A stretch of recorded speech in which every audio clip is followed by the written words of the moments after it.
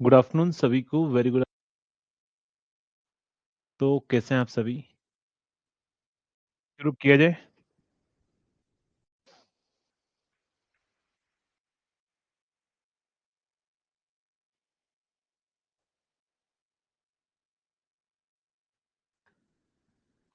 चलिए तो शुरुआत करते हैं।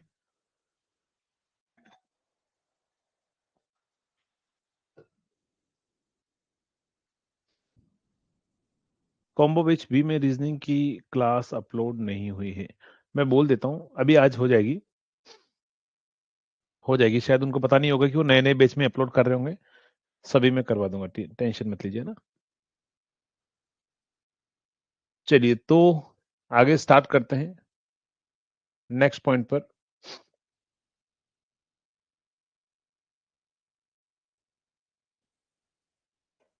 नेक्स्ट स्टार्ट करते हैं। तो आगे अगर हम बात करें यहाँ पर, तो हमारा जो टॉपिक चल रहा था कल की क्लास के अंदर, वो हम बात कर रहे थे सीआरओ के बारे में। तो सीआरओ को अपन कंटिन्यू करते हैं। सीआरओ के अंदर मेजरमेंट बाय यूजिंग सीआरओ में मैंने आपको phase angle and frequency measurement के बारे में बता दिया था। नेक्स्ट अपन बात करते हैं voltage and time measurement. Voltage and time measurement. Voltage and time measurement. Time measurement. Voltage and time measurement by using CRO. By CRO. CRO से वोल्टेज कैसे मेजर करेंगे और टाइम कैसे मेजर करेंगे। तो अगर हम उसकी बात करें, तो देखो वोल्टेज मेजर करना है ना, तो सीआरओ के अंदर जब आपने कॉलेज में एक्सपेरिमेंट किया होगा तो आप लोगों ने देखा होगा कि इस तरह से आपकी स्क्रीन होती है। सीआरओ के अंदर इस टाइप से क्या होगी, आपकी स्क्रीन होगी, जहां पर आपको बहुत सारे ब्लॉक्स जो हैं वो आपको दिखाई दिए होंगे। ये मानकर चलिए ये स्क्रीन ऑफ सीआरओ है।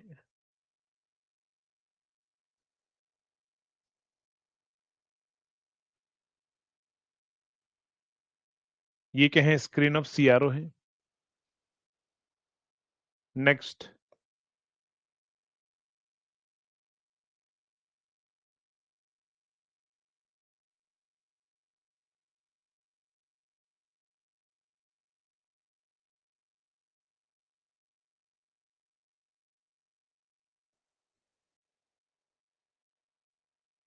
चलिए तो अगर हम बात करें, ये सीआरओ की स्क्रीन है जो आपको दिखाई देती है। हाँ, शांतनु प्लान करेंगे। इवनिंग में चल ही रहा है ना यार। मेरा अपने जो क्वेश्चन प्रैक्टिस से हो तो रात में अपन 9 बजे 9:15 बजे मिलते ही हैं। अगर कुछ एडिशनल, अगर आप मुझे बोलोगे सर एक्स्ट्रा एक फुल डे मैराथन लाइए, तो मुझे पेड वाली क्लासेस सारी एप्लीकेशन की ऑफ करनी पड़ेगी।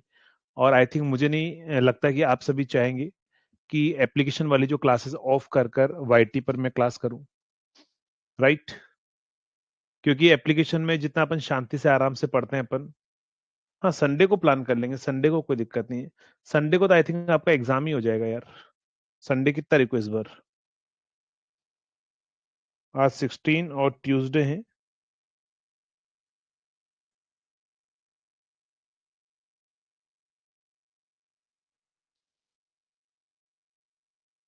संडे तो 21 है, पेपर होगा आपका शायद, है ना?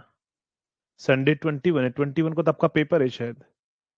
किस तारीख को पेपर है? जेकेएसबी का तो 21 को ही है ना?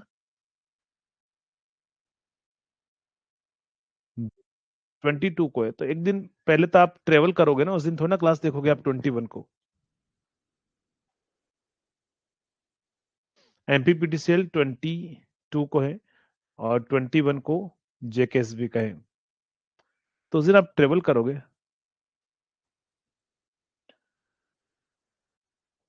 प्रैक्टिस लाएंगे, सब लाएंगे। आप लोग आरंभ बैच को फॉलो कर रहे हो ना? मैं आपको इतना बोल रहा हूँ कि जितने क्वेश्चन मैंने उसमें करा रहा हूँ ना, वो आप हर एग्जाम के लिए करवा रहा हूँ, है ना?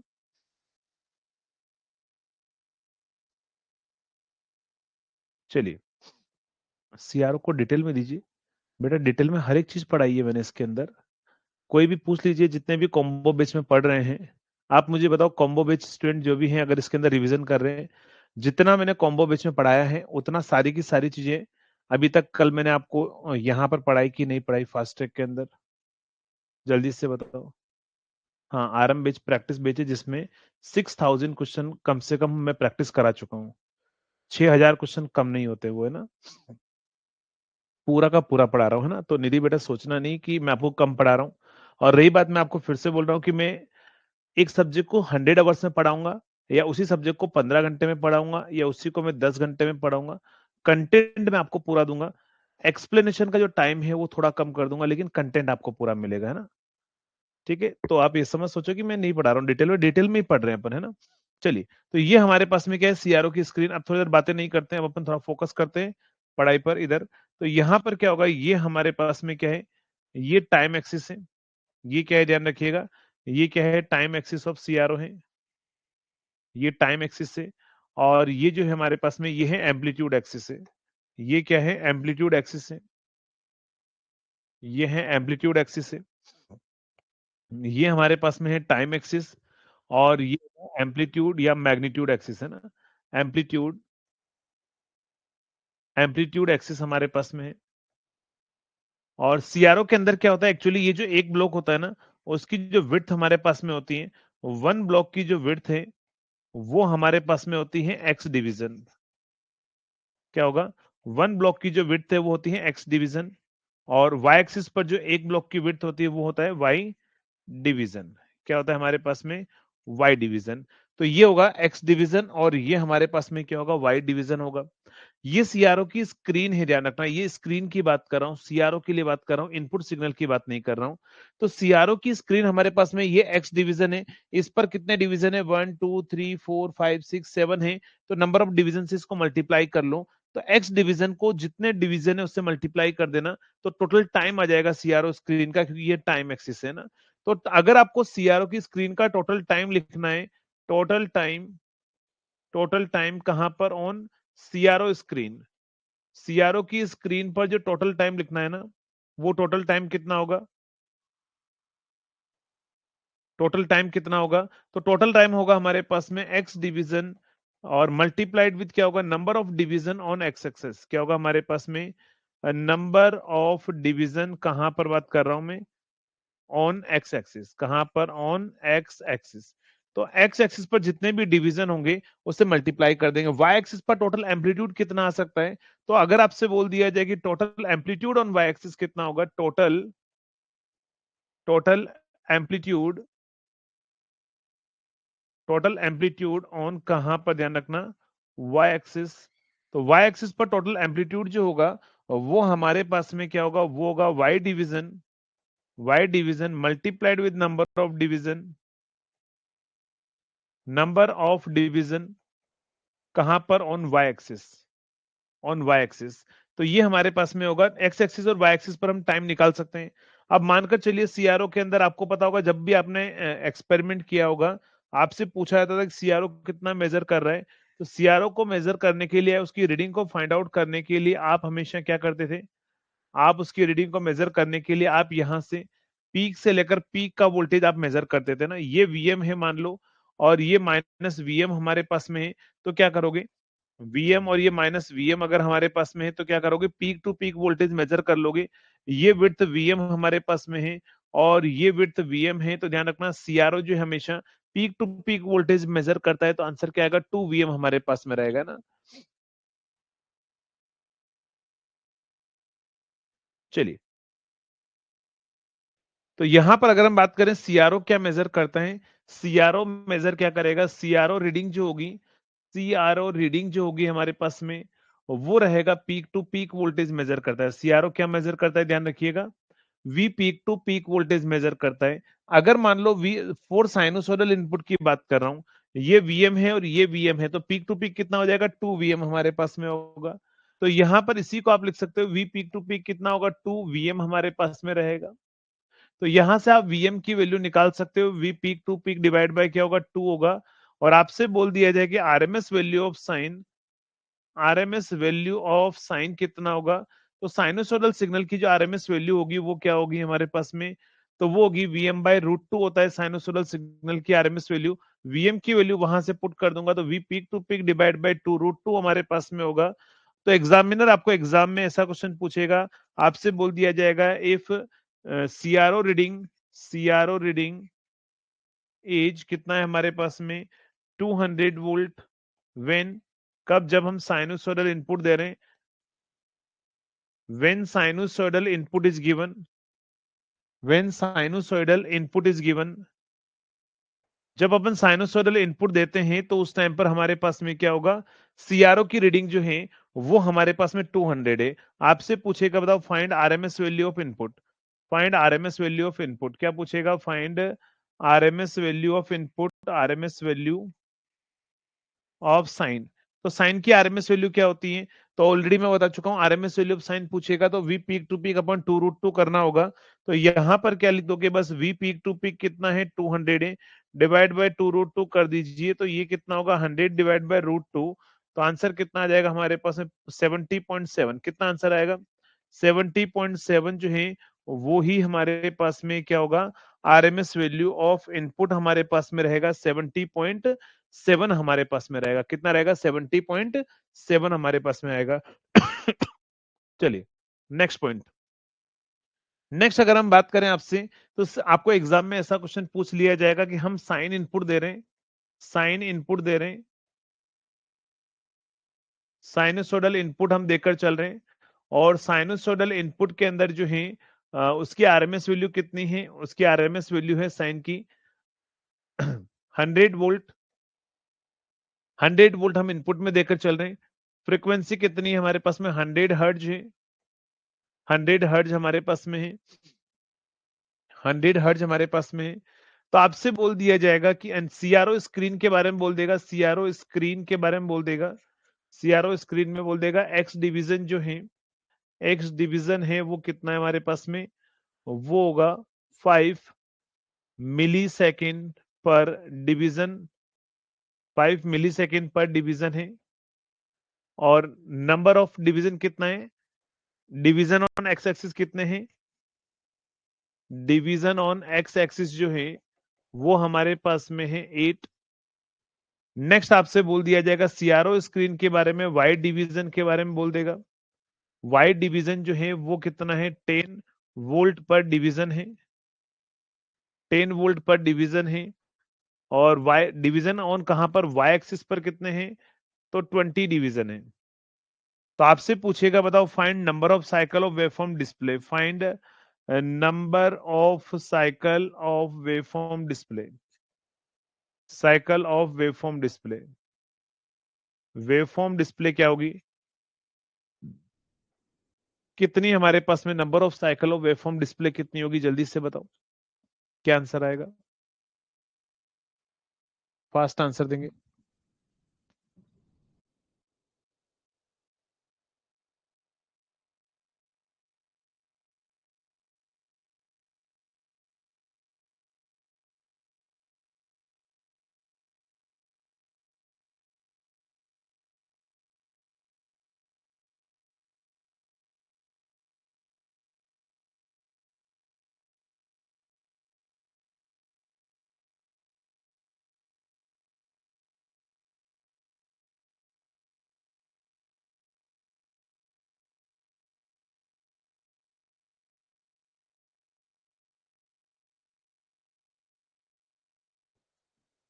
क्या आंसर आएगा, 8 साइकिल 4 साइकिल, दो आंसर आ रहे हैं। चलिए, जब भी ऐसा क्वेश्चन कभी भी आए तो सबसे पहले आप स्क्रीन का टाइम देखना है ना, ये सीआरओ की जो स्क्रीन है इस पर कितना टाइम आ सकता है वो देखना, और टाइम निकालना है तो डिवीजन को इससे मल्टीप्लाई कर देना, तो सीआरओ की स्क्रीन पर 40 मिलीसेकंड तक का टाइम आ सकता है, कितना 40 मिलीसेकंड तक का। आप जो इनपुट दे रहे हो ना साइन, इसका टाइम पीरियड आप देखना, ये जो इनपुट है इसका टाइम पीरियड कितना है, 100 मिलीसेकंड है, तो टाइम कितना होता है 1/फ्रीक्वेंसी अगर आप करोगे ना तो ये 10 मिलीसेकंड आ जाएगा। तो इस साइकिल का टाइम कितना है 10 मिलीसेकंड है, यानी कि जो सीआरओ को हम दे रहे हैं वो साइकिल जो है वो एक साइकिल 10 मिलीसेकंड में रिपीट होगी, तो 40 मिलीसेकंड में कितना टाइम आ सकता है, तो ये मानकर चलिए अगर मान लो ये सीआरओ की स्क्रीन है, तो यहां पर कितना आएगा 1 2 3 एंड 4 आएगी, क्योंकि हमारे पास में 10 मिलीसेकंड 10 मिलीसेकंड 10 मिलीसेकंड और 10 मिलीसेकंड, तो कितना आएगा हमारे पास में 4 साइकिल ऑफ वेवफॉर्म डिस्प्ले होगी हमारे पास में ना। तो चलिए यहां से हमें समझ में आ गया, इतना नहीं करने की रिक्वायरमेंट है। अगर आप इतना नहीं करना चाहते हो तो आप क्या करो, सीआरओ की स्क्रीन का जो टाइम आ रहा है और इसका जो टाइम आ रहा है दोनों का डिवाइड कर लो, आंसर आ जाएगा हमारे पास में 4 साइकिल। ये क्या होगा? Time of CRO screen, time on कहां पर? CRO screen. सीआरओ स्क्रीन के टाइम में time period of input signal कर दीजिए, है ना, टाइम पीरियड ऑफ इनपुट। तो टाइम पीरियड ऑफ इनपुट आप डिवाइड कर लीजिए, यहां से आंसर आ जाएगा।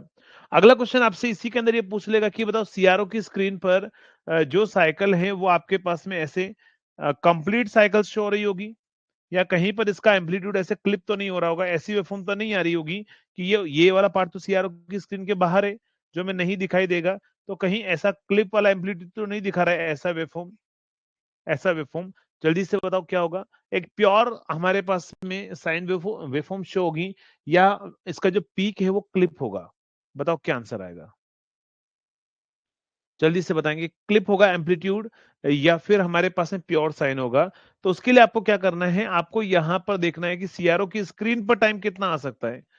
सीआरओ की स्क्रीन पर टाइम आ सकता है कितना, ध्यान रखिएगा, 20 को 10 से मल्टीप्लाई कर लो तो 200 वोल्ट सीआरओ की स्क्रीन पर आ सकता है। अब अगर हम बात करें सीआरओ की स्क्रीन पर 200 वोल्ट आ सकता है, और साइन का पीक टू पीक देख लो, तो साइन का पीक टू पीक कितना, ये आरएमएस दे रखा है, तो बताओ वीएम कितना आएगा? वीएम आएगा 100√2। तो यानी कि 2 वीएम कितना आएगा, क्योंकि पीक टू पीक तो 2, तो ये आएगा 200√2।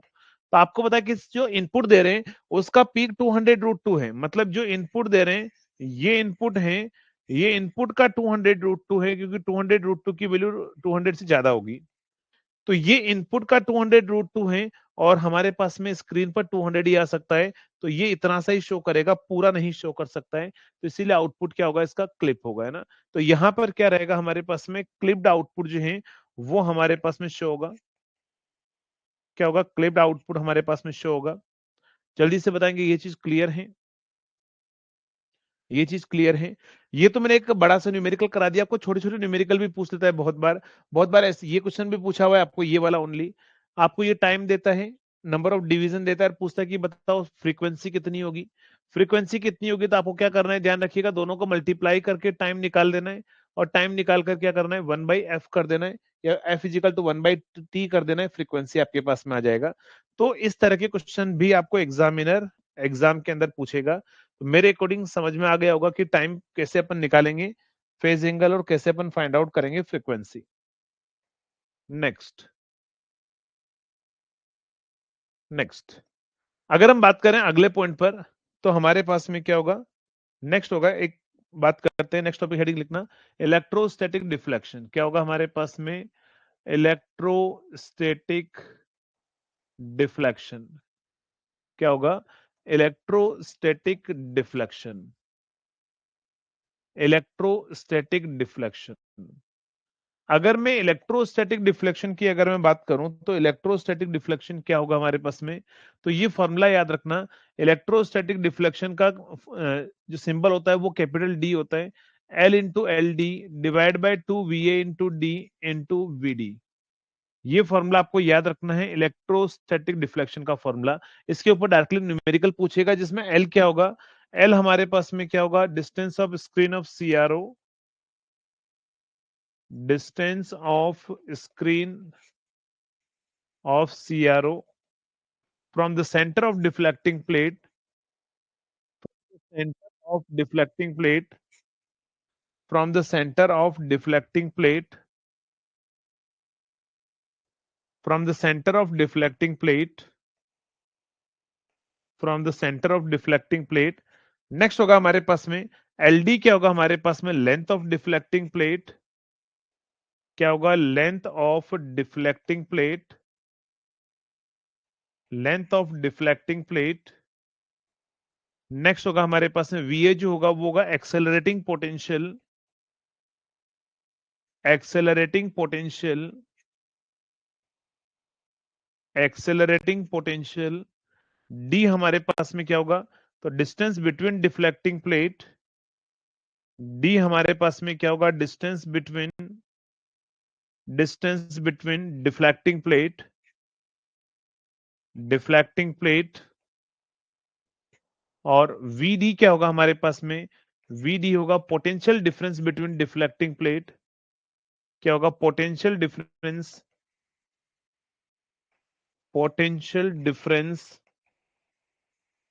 Between deflecting plate, potential difference between deflecting plate. तो ये फॉर्मूला आपको याद रखना है। इलेक्ट्रोस्टैटिक डिफ्लेक्शन का आपको पूछ लिया जाएगा। स्मॉल डी के बारे में लिख दिया, ठीक है, स्मॉल एल डी के बारे में भी लिख दिया, सारे पैरामीटर हो चुके हैं। चलिए नेक्स्ट अगर हम बात करें यहां पर, यहीं पर पूछ लेगा बताओ डिफ्लेक्शन सेंसिटिविटी क्या होगी। आपसे पूछेगा डिफ्लेक्शन सेंसिटिविटी क्या होगी, डिफ्लेक्शन सेंसिटिविटी, सेंसिटिविटी क्या होगी। तो डिफ्लेक्शन सेंसिटिविटी जो होती है ना वो हमारे पास में क्या होगी, capital D divide by V D होगा। ये डिफ्लेक्शन सेंसिटिविटी, इसी को हम वोल्टेज सेंसिटिविटी भी बोलते हैं, वोल्टेज सेंसिटिविटी भी बोलते हैं हम इसको, वोल्टेज सेंसिटिविटी। तो एस ऑफ वी जो होगा वो हमारे पास में D divide by V D, तो फॉर्मूला बचेगा एल इंटू एल डी, क्या बचेगा, L into L D divide by two V A into D. तो ये हमारा फॉर्मूला हो जाएगा क्या, सेंसिटिविटी का। नेक्स्ट होगा हमारे पास में डिफ्लेक्शन फैक्टर पूछ लेगा। तो जल्दी से बताएंगे डिफ्लेक्शन फैक्टर जो है वो क्या होता है, डिफ्लेक्शन फैक्टर क्या होता है, जल्दी से बताओ। डिफ्लेक्शन फैक्टर जल्दी से बताएंगे, डिफ्लेक्शन फैक्टर जो है वो क्या होगा।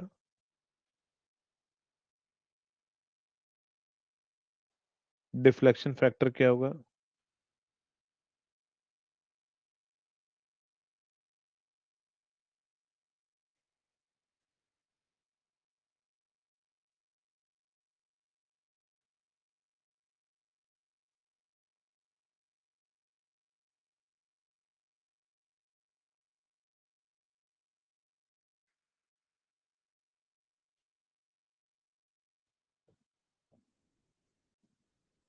चलिए, inverse of sensitivity, correct.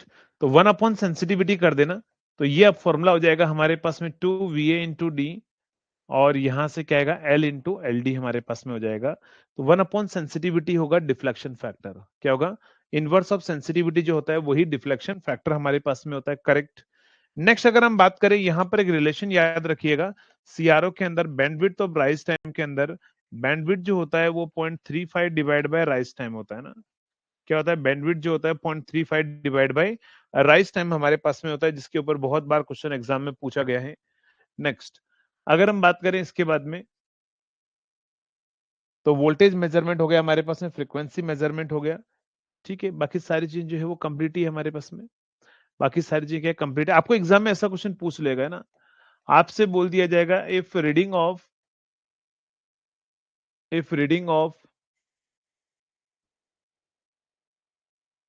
True RMS meter, true RMS meter, नाम से पता लग रहा है आरएमएस मेजर करेगा ना, RMS meter is 20 volt for triangular signal, for triangular signal, for triangular signal.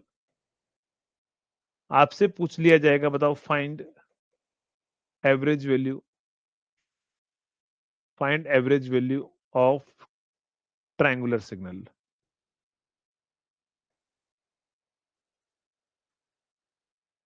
Triangular signal. बताओ आंसर क्या आएगा, जल्दी से बताओ क्या आंसर आएगा।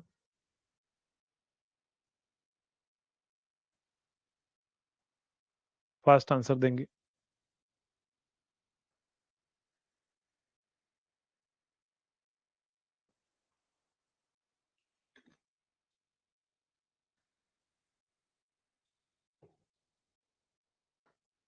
क्या आंसर आएगा।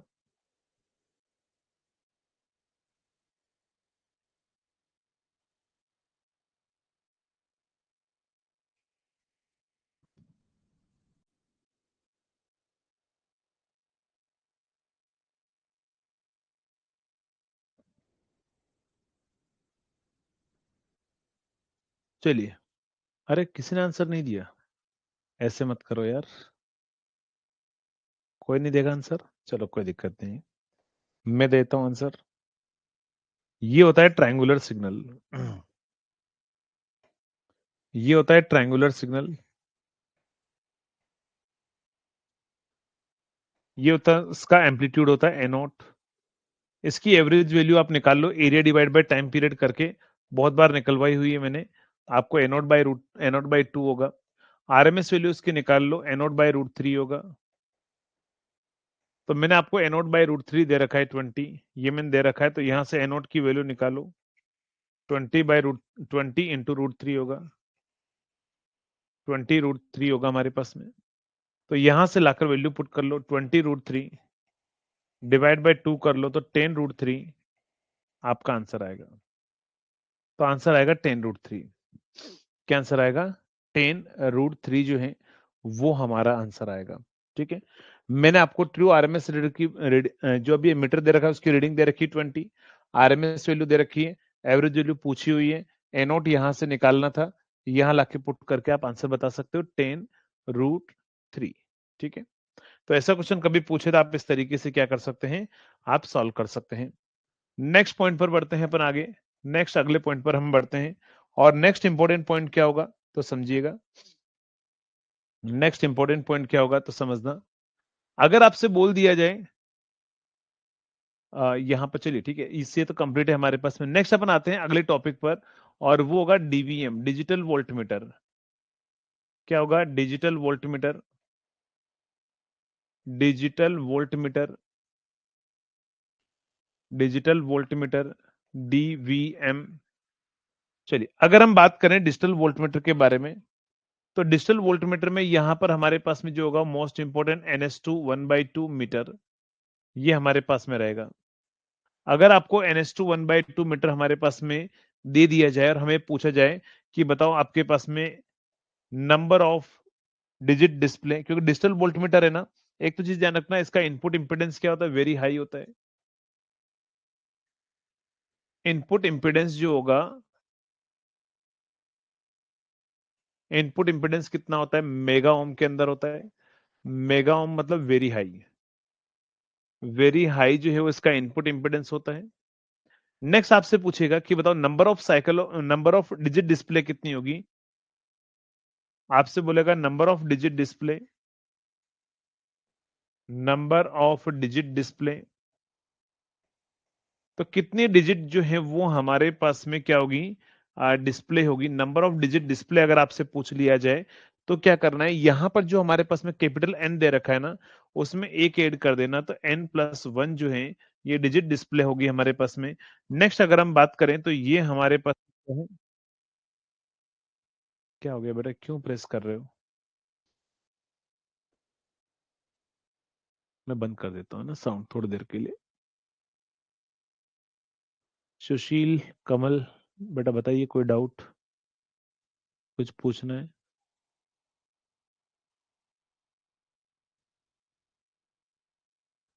चलिए, n+1 का मतलब क्या होगा ध्यान रखिएगा, ये हमारे पास में digit and so on, n+1 digit जो है वो हमारे पास में शो होगी। तो यहां से अगर हम बात करें इसके अंदर, पहली डिजिट जो है ध्यान रखना, या तो 0 हो सकती है या ओनली 1। दूसरी डिजिट 0 से 9, फिर 0 से 9, फिर 0 से 9, एंड सो ऑन, 0 से लेकर 9 तक कुछ भी होगी चलेगा। पहली डिजिट ध्यान रखना ओनली 0 हो सकती है या 1 हो सकती है, तो इसे बोला जाता है हाफ डिजिट। क्या बोलते हैं अपन इसको?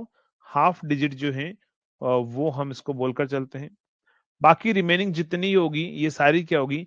एक हाफ डिजिट है, बाकी जो एन है ना, +1 जो किया है ना वो हाफ डिजिट है, रिमेनिंग एन जो है वो एन हमारे पास में क्या होगी? फुल डिजिट होगी, फुल डिजिट हमारे पास में रहेगी, फुल डिजिट हमारे पास में होगी। तो ये होगा NS2 1/2 मीटर हमारे पास में होगा, जिसके अंदर अगर हम बात करें यहां पर तो समझिएगा, समझना। चलिए, तो अगर हम बात करें यहां पर, आपको एक और पूछ लेगा इसके अंदर रेजोल्यूशन क्या होगा, वो भी फॉर्मूला लिख ही देते हैं अपन। रेजोल्यूशन कभी पूछ लेना, रेजोल्यूशन पूछ ले, रेजोल्यूशन, तो रेजोल्यूशन होगा हमारे पास में फुल स्केल वोल्टेज, जो भी उसका होगा full scale voltage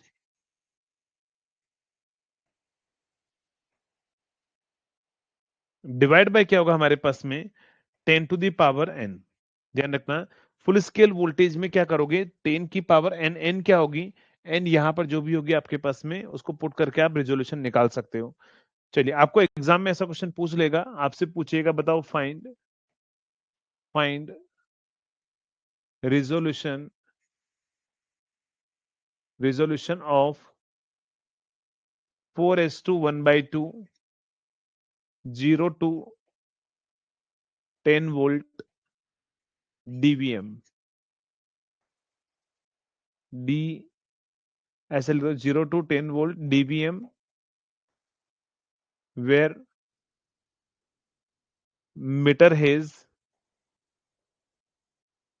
metre scale जो है वो क्या है हमारे पास में, वो है 0 to 10 वोल्ट हमारे पास में। बताओ रेजोल्यूशन क्या होगा, क्या आंसर आएगा रेजोल्यूशन? जल्दी से आंसर बताएंगे।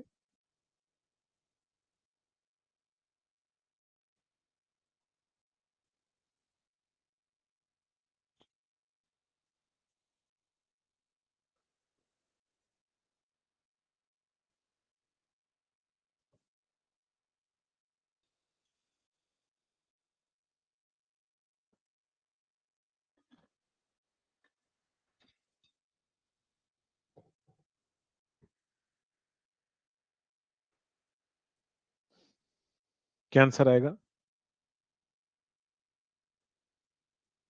तो रिजोल्यूशन निकालना है ना, तो रिजोल्यूशन जो है वो हमारे पास में क्या होगा, full scale voltage divide by 10 to the power n कितनी है 4, तो 10 divide by 10 to the power 4, एक जीरो से एक जीरो कैंसिल हमारे पास में 0.001 हमारे पास में आंसर आएगा।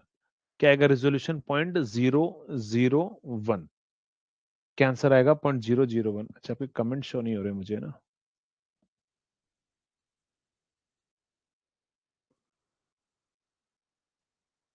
चलिए अभी शो हो रहा है ना, ठीक है। तो 0.001 हमारे पास में क्या होगा, रिजोल्यूशन होगा। नेक्स्ट अगर हम बात करें इसके अंदर, तो हमारे पास में नेक्स्ट क्या होगा, रिजोल्यूशन नहीं पूछेगा तो आपको ऐसा क्वेश्चन पूछ लिया जाएगा। फॉर एग्जांपल आपसे बोल दिया जाएगा इन ए 0 to 10 वोल्ट 4:1/2 dBm फाइंड, पहला आपसे पूछेगा full scale reading display, full scale reading display, full scale reading क्या होगी हमारे पास में, डिस्प्ले कितनी होगी, बस वो लिख दीजिए। और नेक्स्ट होगा हमारे पास मैक्सिमम रीडिंग डिस्प्ले क्या होगी, मैक्सिमम रीडिंग डिस्प्ले क्या होगी। और हमारे पास में थर्ड होगा ओवर रेंज क्या होगी, ओवर रेंज क्या होगी, जल्दी से बताओ क्या आंसर आएगा।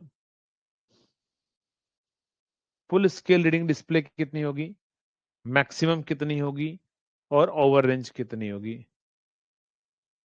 पहले आप मुझे फुल स्केल रीडिंग डिस्प्ले बताएंगे, फुल स्केल रीडिंग डिस्प्ले बताएंगे। चलिए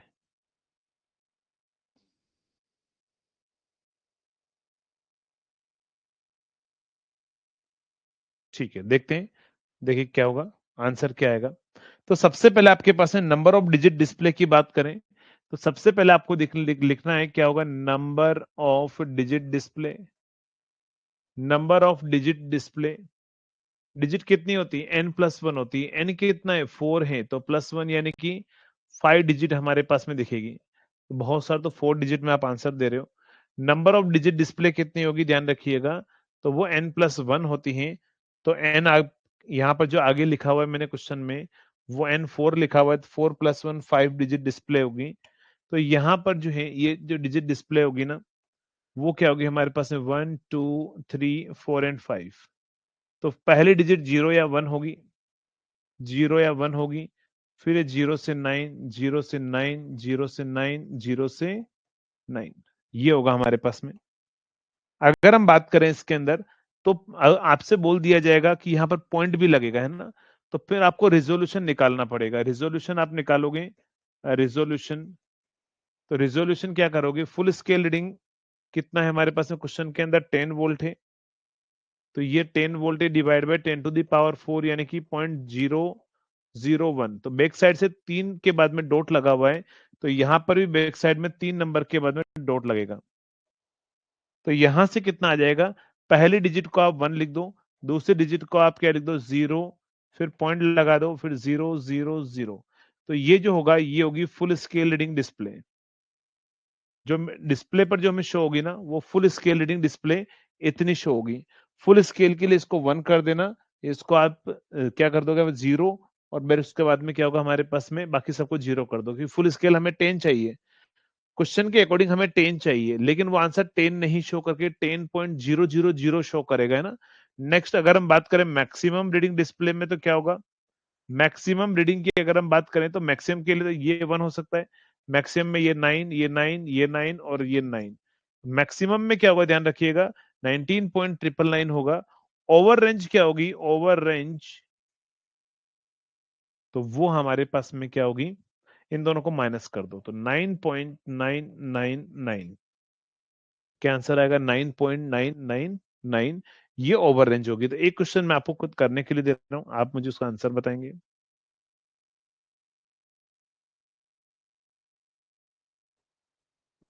चलिए,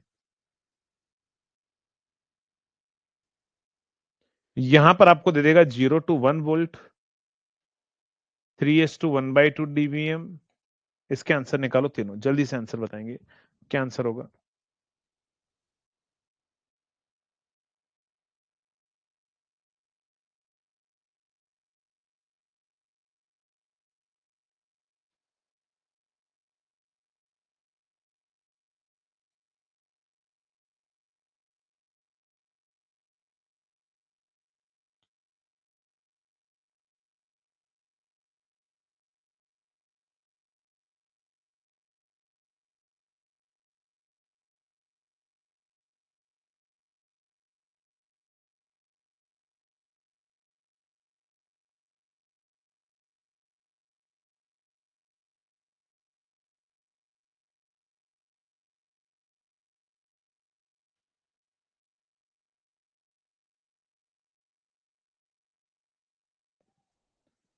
चलिए, क्या आंसर आ रहा है। तो अगर हम बात करें सबसे पहले टोटल डिजिट कितनी डिस्प्ले होगी, डिजिट 4 होगी। ध्यान रखना टोटल डिजिट डिस्प्ले कितनी होगी, 4 होगी। ये 0 या 1 होगा, 0 to 9, 0 to 9 एंड 0 to 9। फिर यहां पर रिजोल्यूशन निकालना है आपको। रिजोल्यूशन क्या होगा ध्यान रखिएगा, full scale reading divide by 10⁻3। तो ये तो 0.001 ही होगा फिर से। तो ये हमारे पास में पॉइंट यहां लगेगा, पॉइंट यहां लगेगा। अगर फुल स्केल रीडिंग निकालनी है ना, फुल स्केल रीडिंग निकालनी है तो यहां से 1, बाकी सारे 0 कर देना। तो ये हो गई फुल स्केल। मैक्सिमम निकालनी है ना, तो मैक्सिमम रीडिंग निकालनी है तो क्या करोगे 1999 कर देना। ओवर रेंज निकालना है, ओवर रेंज तो 0.999 ये आंसर आएगा। ये तीनों आंसर होंगे ना, करेक्ट। 0.999 जो है वो आपका एकदम सही आंसर होगा। तो मेरे अकॉर्डिंग अब आप इस तरह के एग्जाम्पल आप कर लोगे। चलो, बिना पेन चलाए आंसर बताऊं, जल्दी से तरीका बताओ, बिना पेन चलाए आंसर निकालने का तरीका बताऊं। बिना पेन चलाए आंसर निकालना है, कौन कौन चाहता है कि सर बिना पेन चलाए आंसर निकालने का तरीका बताओ। ठीक है, चलिए। तो पेन मत चलाना है ना, पेन नहीं चलाना है। क्या करना है, जब ऐसा क्वेश्चन हो आपसे पूछे फुल स्केल रीडिंग डिस्प्ले, आपको इसको देखकर नंबर तो पता लग जाएगा कि 4 डिजिट आएगी, क्योंकि 3 में +1 करना है 4 आएगा। तो आपको क्या करना है, ये नंबर लिख देना ऐसा कैसा, क्या करना है ध्यान रखना, 4 डिजिट आएगी, ये नंबर जो लिख देना ऐसा कैसा। अब कितने पीछे 0 लगाएं कि हमारे पास में 4 डिजिट का नंबर बन जाए। तो 1 के पीछे पॉइंट लगाकर 0 0 0 लिख देना। वैसे ना क्या करना है ध्यान रखना, ये जो चाहिए ना पॉइंट लगाकर 0 0 0 कर देना, तो वो आ जाएगा फुल स्केल। मैक्सिमम चाहिए तो पॉइंट लगाकर 999 कर देना आपके पास में। और यहां पर क्या चाहिए हमारे पास में, ओवर रेंज चाहिए तो माइनस हो जाएगा, वो तो लगी है। जैसे मान लो इसी क्वेश्चन में, इस क्वेश्चन के अंदर अगर हम बात करें, देखो ये 10 चाहिए ना, तो मैंने क्या बोला 10 के पीछे पॉइंट लगाकर कितने 0 लगाएंगे, तो 5 डिजिट चाहिए। 2 डिजिट तो ऑलरेडी हैं, पीछे 3 0 और लगा दो, तो 0.000 लगा दो आप आपके पास में। फिर उसके बाद में जहां पर भी जितने भी जीरो है ना, सब जगह 9 कर दो, सब जगह क्या कर दो, 9 कर दो। तो 10.000 की जगह 19.999 हो जाएगा, और फिर माइनस कर देना। समझ में आ गया?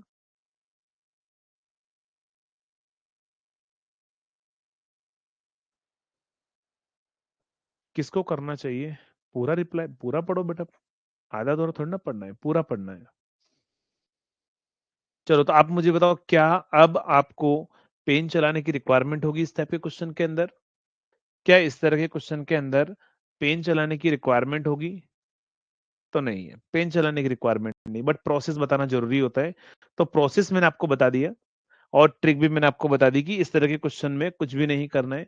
सिंपल, आपको बस ये लिखा हुआ है, डिजिट देखो और 0.0 लगा दो, जहां जीरो है वहां 9 लगा दो। पहले कौन सा करें? कुछ भी कर लो यार, कोई दिक्कत नहीं है, ऐसा कोई फर्क नहीं पड़ता। यूटिलाइजेशन को पहले करोगे तो मेजरमेंट बुरा नहीं मानेगा, या बेसिक इलेक्ट्रॉनिक्स बुरा नहीं मानेगा, और नहीं बेसिक इलेक्ट्रॉनिक्स को पहले कर दोगे तो यूटिलाइजेशन बुरा नहीं मानेगा। वो अपने दिल की संतुष्टि होती है कि पहले मैं इसको करूं या बाद में मैं इसको करूं, आगे पीछे करना ही है। ठीक है, तो क्यों ना कर ही लिया जाए, कुछ भी कर लो।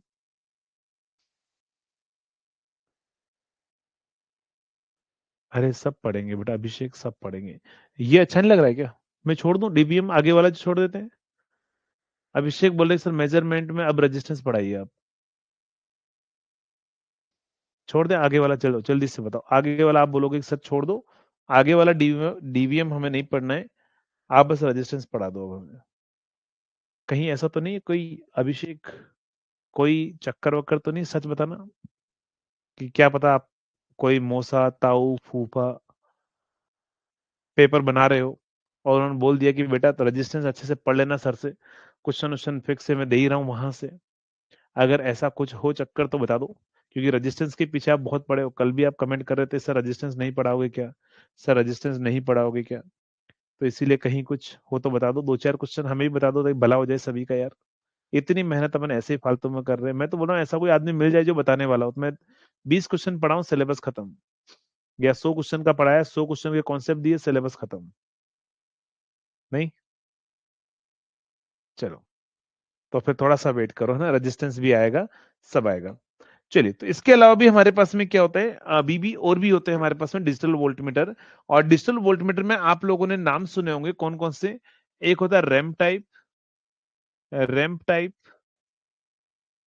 नेक्स्ट होगा successive approximation type register, SAR जिसको बोलते हैं अपन। एसएआर क्या होता है? Successive, successive approximation type, successive approximation type. Next flash type, flash type. और नेक्स्ट होगा इंटीग्रेटिंग टाइप, इंटीग्रेटिंग टाइप। चलिए, तो ये हमारे पास में क्या होंगे, जल्दी से बताओ। ये जो नाम लिखे हैं मैंने, ये एनालॉग टू डिजिटल कन्वर्टर हैं या डिजिटल टू एनालॉग कन्वर्टर हैं? क्या है ये जो मैंने नाम लिखे हैं आपके सामने? तो ये क्या है, जल्दी से बताओ। डीवीएम है या फिर क्या है, जल्दी से बताओ। एनालॉग टू डिजिटल है, डिजिटल टू एनालॉग है? तो ये हमारे पास में क्या है, एनालॉग टू डिजिटल कन्वर्टर। चलिए, ठीक है। तो ये ए टू डी जो हमारे पास में है, आपको एग्जाम में क्वेश्चन ये पूछेगा कि बताओ इनमें से सबसे फास्टेस्ट कौन है। आपसे पूछेगा सबसे फास्टेस्ट कौन है, flash type, successive approximation type, इनमें से सबसे फास्टेस्ट कौन सा है, जल्दी से बताओ। तो सबसे फास्टेस्ट होता है हमारे पास में फ्लैश टाइप। क्या होता है हमारे पास में? फ्लैश टाइप जो है वो सबसे फास्टेस्ट होता है। इसमें ओनली एक क्लॉक पल्स मिलते से ही आपको आउटपुट मिल जाता है ना, only one clock pulse required होती है। तो ये ध्यान रखिएगा, ये हमारे पास में क्या होता है, सबसे फास्टेस्ट होता है। सबसे फास्टेस्ट की अगर हम बात करें तो यही होता है। सबसे स्लोएस्ट की बात करें तो इंटीग्रेटिंग टाइप होता है। स्लोएस्ट की बात करें तो क्या होगा, इंटीग्रेटिंग टाइप इंस्ट्रूमेंट होगा, वो हमारे पास में स्लोएस्ट होगा। चलिए, नेक्स्ट अगर हम बात करते हैं अगले पॉइंट पर,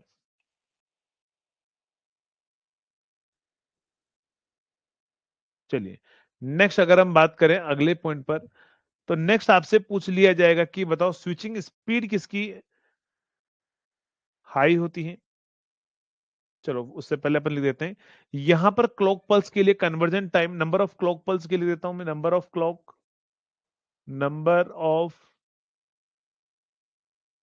ऑफ क्लॉक। यहां पर हम बात कर रहे हैं किसके बारे में, क्लॉक पल्स के बारे में, और यहां पर हम बात कर रहे हैं किसके बारे में, कन्वर्जन टाइम के बारे में, clock pulse conversion time. Flash time अगर हम बात करें यहां पर only one clock pulse required होगा, और यहां पर क्या होगा, one multiplied with time of clock pulse, जो एक क्लॉक पल्स का टाइम है उससे मल्टीप्लाई हो गया। यहां पर हमारे पास है नंबर ऑफ क्लॉक पल्स कितनी चाहिए, two to the power N plus one. यहां कन्वर्जन टाइम कितना चाहिए, तो two to the power N plus one into एक क्लॉक का टाइम पीरियड, ये टी क्लॉक क्या है ध्यान रखना, वन क्लॉक पल्स का टाइम पीरियड हमारे पास में होगा। नेक्स्ट अगर हम बात करें रैम्प टाइप की, अगर हम बात करें तो यहां पर कितनी नंबर ऑफ क्लॉक पल्स की रिक्वायरमेंट होगी, चलिए आप ही बताएंगे। रैम्प टाइप के अंदर नंबर ऑफ क्लॉक पल्स कितने रिक्वायर्ड होगी, अगर आपको पूछ दिया जाए तो क्या आंसर होगा। रैम्प टाइप के अंदर नंबर ऑफ क्लॉक पल्स कितनी रिक्वायर्ड होगी, 10 टू दी पावर है, नहीं गलत आंसर है। और बताओ,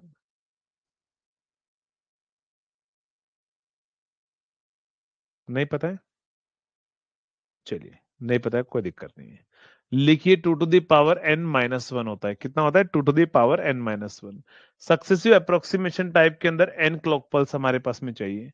ये एन एन क्या है, ये एन कितने बिट को अपन कन्वर्ट कर रहे हैं ना, कितने बिट में कन्वर्ट कर रहे हैं, कि जितने बिट का हमारे पास में डिजाइन करेंगे 4 बिट, तो एन 4 हो जाएगा। एन क्या है यहाँ पर हमारे पास में, बिट। चलिए, तो यहां पर टाइम कितना लगेगा, बस कुछ नहीं करना है, two to the power N minus one को किससे मल्टीप्लाई कर देना है, टी ऑफ क्लॉक से मल्टीप्लाई कर देना है। एन को किससे मल्टीप्लाई कर देना है, टी ऑफ क्लॉक से मल्टीप्लाई कर देना है। तो ये हमारे पास में क्या होगा, ये हमारे पास में कुछ कन्वर्जन हमारे पास में टाइम होगा, या फिर number of clock pulse required होगा, या कौन फास्टेस्ट है, कौन हमारे पास में सबसे स्लोएस्ट है। ठीक है, नेक्स्ट अगर हम बात करें यहाँ पर, तो आप मुझे बताएंगे यहाँ पर सबसे मोस्ट एक्यूरेट कौन सा है, एक्यूरेसी के बारे में पूछ लिया जाए कि सबसे मोस्ट एक्यूरेट कौन सा है, तो बताओ क्या आंसर आएगा, क्या आंसर होगा, जल्दी से बताओ, जल्दी से बताओ।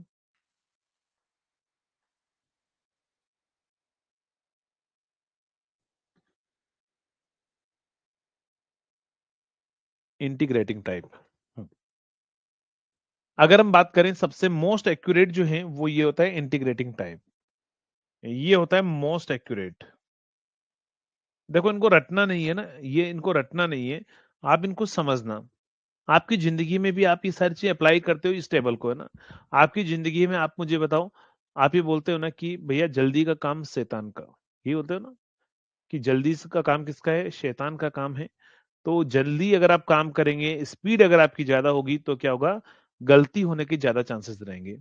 अगर अगर फास्ट है तो गलती होने के चांसेस रहेंगे, स्लो है तो हमारे पास में क्या होंगे, एक्यूरेसी ज्यादा होगी। तो इसका मतलब क्या होगा हमारे पास में, कि ये सबसे स्लोएस्ट है तो सबसे ज्यादा एक्यूरेट होगा हमारे पास में ना, सबसे स्लो है तो सबसे ज्यादा एक्यूरेट होगा। यहाँ पर एग्जाम हॉल में भी सेम यही चीज होती है, एग्जाम हॉल में अगर आप बहुत फास्ट तरीके से क्वेश्चन करते हैं तो गलती होने के चांसेस आपके पास में ज्यादा होते हैं ना।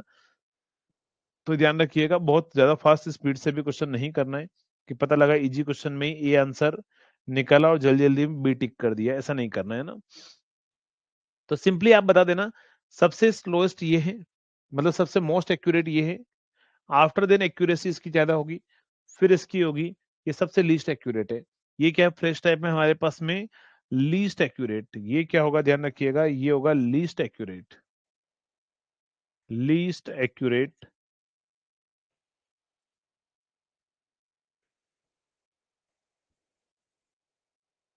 क्या आएगा हमारे पास में, लीस्ट एक्यूरेट। एक बार इसको नोट डाउन करो, 1 मिनट के लिए, हेलो।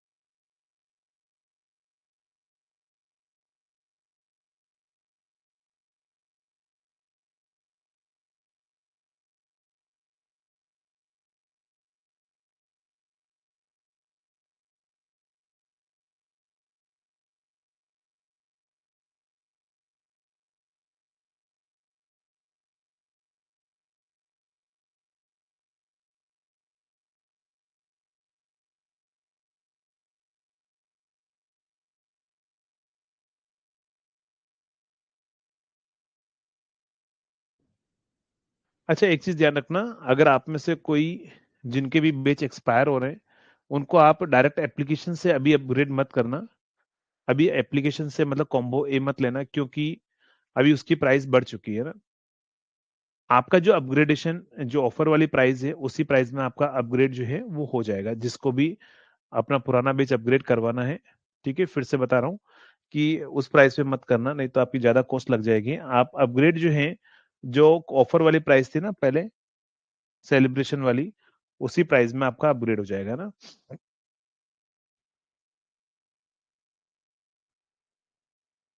क्या बोल रहे हो? वो क्या बोल रहे हो?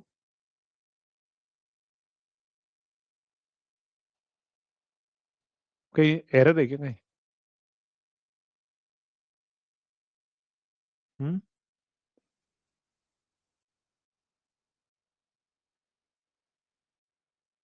अच्छा, आपके आपस में बात हो रही है क्या? ठीक है, तो ये हमारे पास में क्या होगा, ये टेबल ध्यान रखना, आपको पूछ सकता है इनमें से बहुत सारे क्वेश्चन जो है वो आपको पूछे जा सकते हैं ना। ठीक है, नेक्स्ट आगे बढ़ते हैं। तो ये था हमारे पास में डिजिटल वोल्ट मीटर। अब हम बढ़ते हैं इसके आगे, नेक्स्ट पॉइंट पर क्या होगा। तो नेक्स्ट हमारे पास में आएगा, नेक्स्ट पॉइंट हमारे पास में क्या होगा, तो नेक्स्ट पॉइंट हमारे पास में आएगा इंस्ट्रूमेंट ट्रांसफॉर्मर। इंस्ट्रूमेंट, चलो पहले रेजिस्टेंस पढ़ा देते हैं, अजय का नहीं तो क्वेश्चन छूट जाएगा एग्जाम हॉल के अंदर। पहले रेजिस्टेंस पढ़ा देते हैं ना, फिर इंस्ट्रूमेंट ट्रांसफॉर्मर पढ़ेंगे। और हेडिंग लिखना रेजिस्टेंस मेजरमेंट। अजय, हैप्पी अब? रेजिस्टेंस मेजरमेंट, रेजिस्टेंस मेजरमेंट के अंदर अगर हम बात करें, रेजिस्टेंस मेजरमेंट की अगर हम बात करें, रेजिस्टेंस मेजरमेंट की अगर हम बात करें, तो रेजिस्टेंस मेजरमेंट जो है, रेजिस्टेंस मेजरमेंट की अगर हम बात करें, तो यहां पर हमारे पास में तीन टाइप के रेजिस्टेंस होते हैं। पहला होता है लो, दूसरा होता है मीडियम, दूसरा होता है हमारे पास में मीडियम, एंड थर्ड हमारे पास में क्या होता है, high resistance. Low, medium and high resistance, low, medium and high resistance. चलिए, अगर हम बात करें यहां पर लो रेजिस्टेंस के बारे में, तो resistance R less than 1 ohm. दूसरा हमारे पास में रेजिस्टेंस जो है वो R greater than 1 ohm, but less than जो है वो 100 किलो ओम अगर हमारे पास में है। और रेजिस्टेंस अगर हमारा मोर देन 100 किलो ओम है, तो वो हाई रेजिस्टेंस होगा ना। Low, medium and high resistance. Method measurement के लिए क्या होता है, methods for measurement of low resistance कौन कौन से होंगे? तो पहला अगर हम बात करें, Kelvin double bridge, Kelvin double bridge, Kelvin double bridge. Next अगर हम बात करें, तो होगा ammeter voltmeter method, ammeter voltmeter method, ammeter voltmeter method. Next third हमारे पास में क्या होगा, पोटेंशियोमीटर मेथड। क्या होगा हमारे पास में, potentiometer method, potentiometer method. Next अगर हम बात करें यहां पर मीडियम रेजिस्टेंस के लिए कौन कौन से होंगे, तो voltmeter ammeter method, voltmeter ammeter method, Wheatstone bridge, Wheatstone bridge. Next होगा क्या होगा हमारे पास में, substitution method, substitution method, substitution method. और नेक्स्ट हमारे पास में क्या होगा लास्ट, वो होगा फोर्थ हमारे पास में, ओम मीटर मेथड, ओम meter method.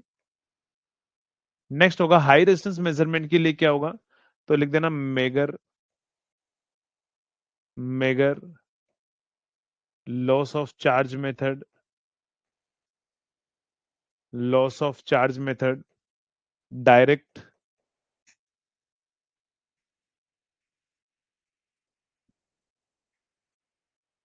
Deflection method, mega ohm method, mega ohm method. ये सारे हमारे पास में क्या होंगे, हाई रेजिस्टेंस मेजरमेंट के हमारे पास में होंगे ना मेथड्स। करेक्ट। तो ये हमारे नाम याद रखना, ध्यान रखना कौन क्या मेजर करता है, वो एग्जाम में आपको डायरेक्टली पूछेगा। अगर हम बात करें, सबसे पहले हम स्टार्ट करें किसके बारे में, वोल्ट मीटर अमीटर मेथड के बारे में। वोल्ट मीटर अमीटर मेथड के बारे में। वैसे पता है अपने से है ना, स्टूडेंट को बहुत ज्यादा फायदा हो रहा है, इवन इलेक्ट्रिकल वाले स्टूडेंट को ही नहीं फायदा हो रहा है, हमारी वजह से सिविल मैकेनिकल बाकी सभी को भी फायदा हो रहा है। क्योंकि लोगों के जो क्रैश कोर्स आते थे ना पहले 1500 2000 रुपए में, मैंने देखा वो हमारे बराबर प्राइस पे ले आए, 799 899, इनमें 799, इसमें जो है वो क्रैश कोर्स ले आए हैं। तो मतलब धीरे धीरे जो है वो डाउन करते जा रहे हैं प्राइस, तो आप सभी को उस चीज का बहुत ज्यादा बेनिफिट मिल रहा है, आपके दोस्तों को सभी को, सिविल वालों को, उनको भी। मतलब आप सोचिए कि पहले कितनी लूट मार होती थी। एक कोचिंग है जिनका पहले हमारे इंस्टीट्यूट से पहले 1 साल पहले ही है ना, उनका कॉम्बो बेच होता था, सब्सक्रिप्शन बेच, 1 साल का 25,000 रुपए का सब्सक्रिप्शन का बेच होता था, जो मतलब जिसमें सारी चीजें जो अपन देते हैं ना, क्वेश्चन प्रैक्टिस, क्रैश कोर्स तो देते नहीं थे, मतलब ये कि 1 साल में जितना पढ़ाया जाएगा वो सारा 25,000 में मिलेगा, है ना। इतना था पहले प्राइस, अभी उनका ये प्राइस आ चुका है 5,000 या 6,000 मेरे हिसाब से, 5-6 हजार के लगभग में आ चुका है उनका, है ना। तो आप सोचिए कि पहले कितना लूट कर रहे थे। अब वो 6,000 में पहले दे भी सकते थे अगर चाहते थे, अभी 6,000 में दे रहे तो पहले भी वो दे सकते थे, लेकिन पहले नहीं। पहले तो हमें क्या करना था, कमाना था, तो इतने में बेचते थे ना।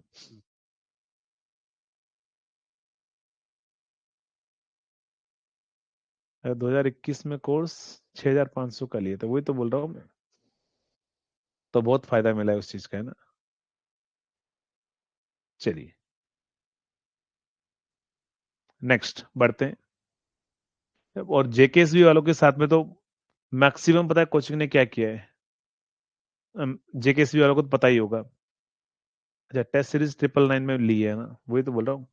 जेकेएसबी वालों का तो पता है उनको साथ में क्या किया है, कोर्स बेच दिया अच्छी प्राइस में, अपने से ज्यादा प्राइस में बेचा कोर्स, और लास्ट में सारा जो है रिकॉर्डेड दे दिया उनको बेच, कि बेटा अब आपका तुम्हारा एग्जाम हो गया है, अब एग्जाम आ गया है 2 महीने में, 2 महीने तो हम सिलेबस करा ही नहीं पाएंगे। मतलब जितना करा सकते थे उतना तो करवाते ना, लाइन में लाइव में बोल दिया, डायरेक्ट बोल दिया कि बेटा अब इतना सिलेबस तो आपका हो नहीं पाएगा, तो एक काम करो हम सारा आपको रिकॉर्डेड दे देते हैं।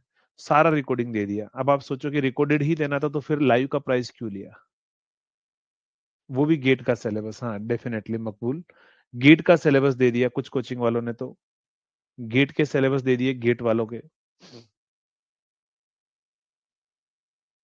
डेफिनेटली। कोई धीरे धीरे देखो आएंगे लाइन पे, वो भी आएंगे, सारे आएंगे धीरे धीरे। क्योंकि जब उनको कम प्राइस में अच्छी क्वालिटी मिलेगी तो बच्चा जब उधर नहीं जाएगा तो उनको अपनी प्राइस अपने आप ही डाउन करनी पड़ेगी ना, तो वही है। चलिए। अच्छा, ऑफलाइन 13,000 रुपए, जो कि पढ़ाते कुछ नहीं है, उसका तो फीडबैक बहुत खराब है। चलो, तो वोल्ट मीटर अमीटर मेथड में क्या होगा ध्यान रखिएगा। नाम से पता लग रहा है कि पहले वोल्ट मीटर लगाएंगे और बाद में अमीटर लगाएंगे, और ये जो रेजिस्टेंस है ना हमारा, ये हम कनेक्ट करेंगे। तो पहले वोल्टमीटर बाद में एमीटर, और लोड का रेजिस्टेंस कितना है, आरएल हमारे पास में, लोड में करंट कितना है, आईएल है, और वोल्टेज कितना है, वी है, रेजिस्टेंस कितना है, आर ए है, और ये रेजिस्टेंस कितना है, आरबी है। इसमें ध्यान रखना परसेंटेज एरर की जब बात करें ना, तो तरीका मैं आपको बता रहा हूँ शॉर्टकट तरीका, उसी को याद रखना, उससे ही आप क्वेश्चन करना। क्या करोगे, शॉर्टकट तरीका क्या है ध्यान रखना। शॉर्टकट तरीका अगर हम बात करें, तो यहां पर क्या होगा, जो पीछे वाला मीटर लगा हुआ हो ना उसका पावर भी ऐड कर लेना। क्या करना है, ये पीछे वाला जो हमारे पास में है मीटर लगा हुआ ना, उसका पावर भी ऐड कर देना, बस और कुछ नहीं करना है। तो यहां तो है ये, साथ में ये भी आ जाएगा। तो एरर कितनी आएगी, इसकी वजह से एरर आएगी। तो एरर क्या लिखोगे आपके पास में, R A divide by R L into 100 कर देना, R A divide by R L into 100 कर देना, तो ये हमारे पास में एरर आएगी। किसके अंदर ध्यान रखना, वोल्ट मीटर अमीटर के अंदर, वोल्ट मीटर अमीटर के अंदर। नेक्स्ट अगर हम बात करें अमीटर वोल्ट मीटर में क्या होगा, दूसरा अगर हम बात करते हैं ammeter volt meter method. Ammeter volt meter method में अगर हम बात करें तो यहां पर क्या आएगा, पहले अमीटर लगाएंगे, बाद में वोल्ट मीटर लगाएंगे, बाद में वोल्ट मीटर हम लगाएंगे, बाद में हम क्या लगाएंगे, वोल्ट मीटर हम लगाएंगे, तो यहां पर क्या होगा हमारे पास में, पहले एमीटर लगाएंगे बाद में वोल्टमीटर लगाएंगे। तो पहले एमीटर जो होगा वो हमारे पास में होगा, इसका रेजिस्टेंस आर ए होगा, इसका रेजिस्टेंस आर बी होगा और ये आर एल रहेगा ना। तो मैंने क्या बोला, पीछे वाला जो मीटर है उसके पावर को इंक्लूड करना है। तो पीछे वाले मीटर का जो पावर है वो इंक्लूड कैसे होगा, तो देखो यहाँ पर एक बार यहाँ पर मेजर पावर भी पूछ लिया जाता है बहुत बार, है ना। तो मेजर पावर का फॉर्मूला लिखा होगा कि मेजर रेजिस्टेंस लिख दो, मतलब मेजर पावर नहीं मेजर रेजिस्टेंस, है ना। मेजर रेजिस्टेंस, तो यहाँ का रेजिस्टेंस तो है ही है, साथ में यहाँ का रेजिस्टेंस भी ऐड होगा। तो R A plus R L, क्यों बताओ प्लस क्यों लिखा, क्योंकि सीरीज में है। तो यहां पर क्या होगा, मेजर रेजिस्टेंस क्या होगा, दोनों का पैरेलल मेजर करेगा। तो यहां पर क्या होगा, मेजर रेजिस्टेंस जो होगा ना, ध्यान रखिएगा R L parallel with R V होगा इसके अंदर। जब सिंप्लीफाई करते हैं तो यहाँ पर जो परसेंटेज एरर आती है वो परसेंटेज एरर क्या होगी, माइनस, ध्यान रखना। आर एल इसमें उल्टा आएगा, इसमें आर एल ऊपर आता है, इसमें नीचे उल्टा हो जाएगा, मतलब आर एल, यहाँ वोल्टमीटर का रेजिस्टेंस आर वी आएगा। तो ये होगी हमारे पास में एरर, परसेंटेज के लिए 100 से मल्टीप्लाई कर देना। तो ये दोनों मेथड में तो डायरेक्टली एरर का फॉर्मूला पूछेगा, नहीं तो आपसे बोल दिया जाएगा कि दोनों की एरर इक्वल है। क्या बोलेगा, अगर हमारे पास में R A divide by R L और इक्वल टू हो जाए इसका मैग्नीट्यूड, इक्वल टू हो जाए minus R L divide by RV से, तो आपके पास मैग्नीट्यूड मतलब बाहर पॉजिटिव आएगा ओनली, इसको उधर मल्टीप्लाई कर लो, इसको इधर कर लो, तो ये फिर आर एल का स्क्वायर हो जाएगा और वो होगा R A into R V. तो ध्यान रखना, लोड रेजिस्टेंस जब एरर इक्वल होती है ना, तो लोड रेजिस्टेंस जो होता है वो एमीटर रेजिस्टेंस और वोल्टमीटर रेजिस्टेंस का ज्योमेट्रिकल मीन होता है। क्या होता है हमारे पास में, ज्योमेट्रिकल मीन हमारे पास में रहता है।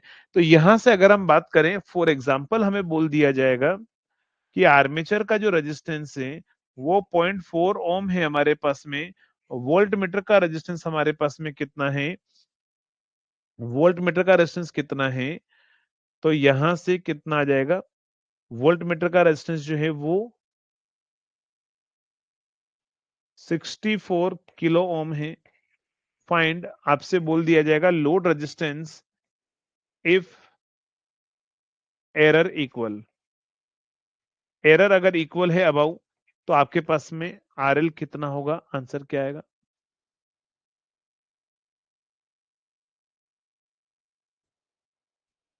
सॉरी एमीटर है, आर्मेचर बोल दिया है क्या मैंने, एमीटर है ना, आर्मेचर नहीं एमीटर है। ठीक है, एमीटर वोल्टमीटर है। तो बताओ आरएल कितना होगा।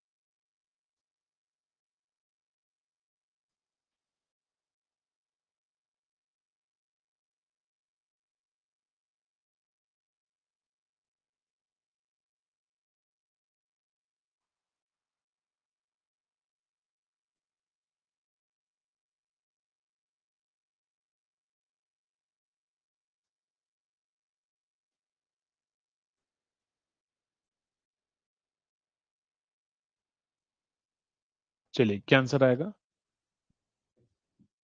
160।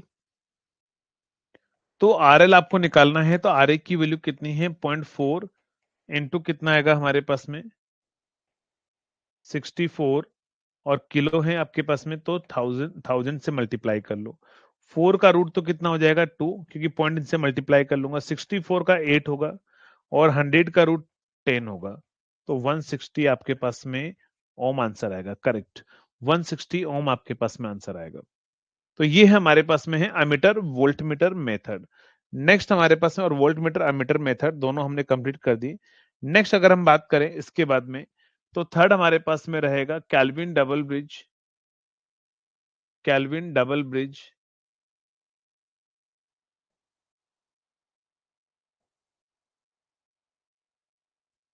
Kelvin double bridge.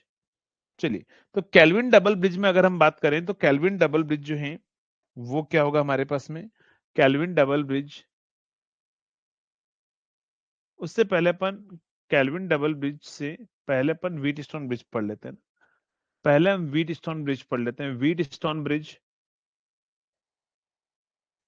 Wheatstone bridge, Wheatstone bridge में क्या होगा कि ये हमारे पास में क्या है, ये 4 रेजिस्टेंस है हमारे पास में,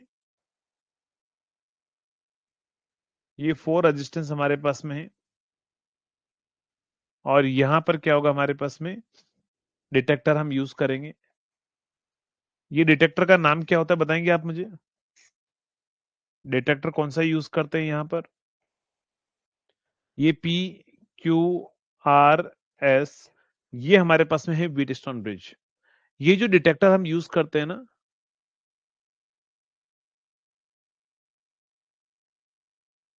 डी आर्सनल गैल्वेनोमीटर, करेक्ट। ये हमारे पास में क्या होता है, D Arsenal galvanometer, D Arsenal galvanometer.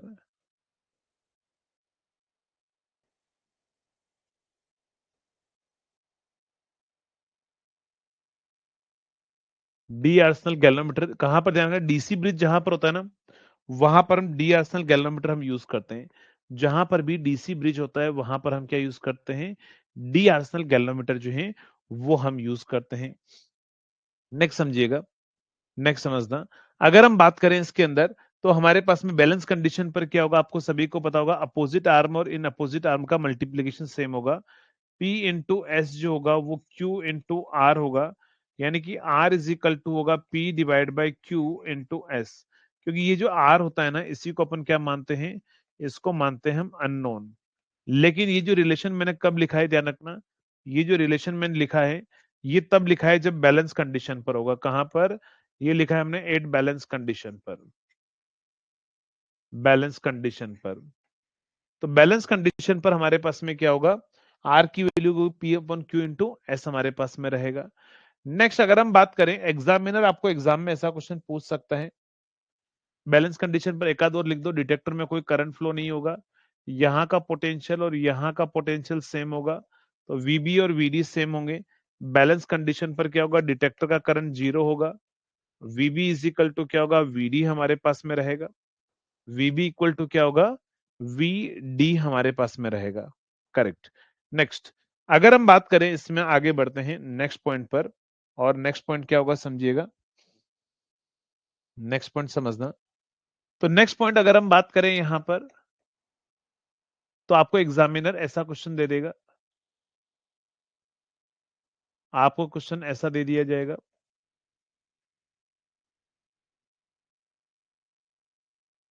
आपको ऐसा बोल दिया जाएगा कि ये हमारे पास में क्या है, 100 ओम है, 100 ओम है, 200 ओम है, 100 ओम है, 50 ओम है,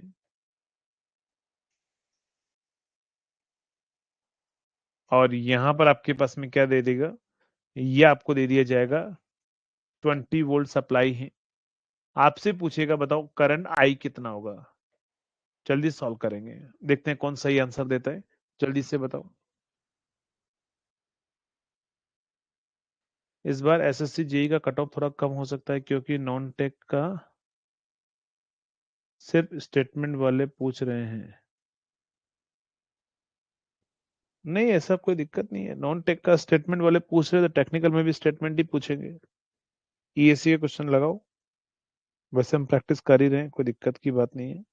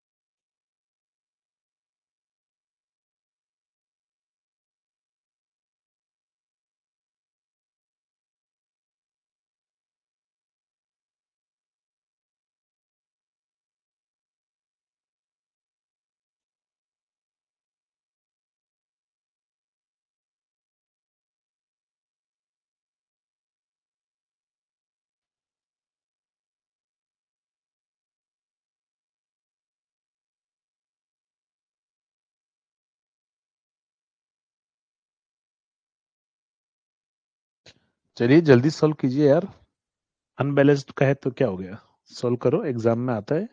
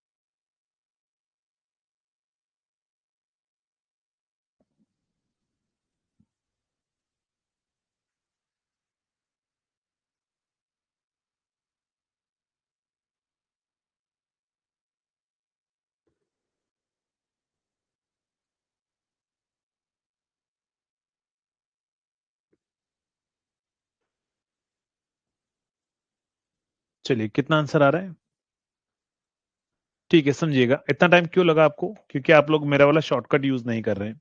शॉर्टकट तरीके से क्वेश्चन करना है, ध्यान रखना।